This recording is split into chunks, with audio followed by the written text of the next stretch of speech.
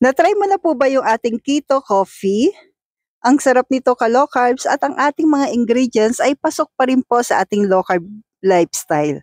Maliban po sa ating sweetener na paminsan-minsan lang po pwede. Pero kung nagpapagaling, mas okay na wala po muna. So ito yung ating liquid monk fruit. Yan po yung ating gagamiting sweetener. 2 pieces po na egg yolk. Yung ating monk fruit po ay available sa Cheddar's Green Dahan. Nilagyan ko po ng 3 to 4 drops po yung ating egg yolk ng monk fruit. Paano pagka wala pong liquid? Pwede naman po ang powder na sweetener po sa low carb.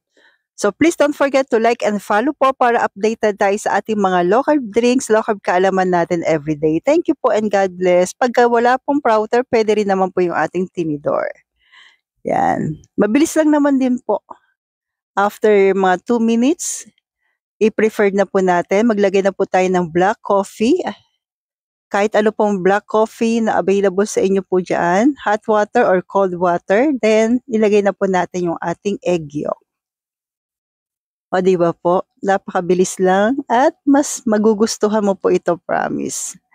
So, ayan na po. Try mo na po ka-low carb. So, stay healthy. Stay low carb po and God bless po sa ating lahat. Palambing naman po, pa-share.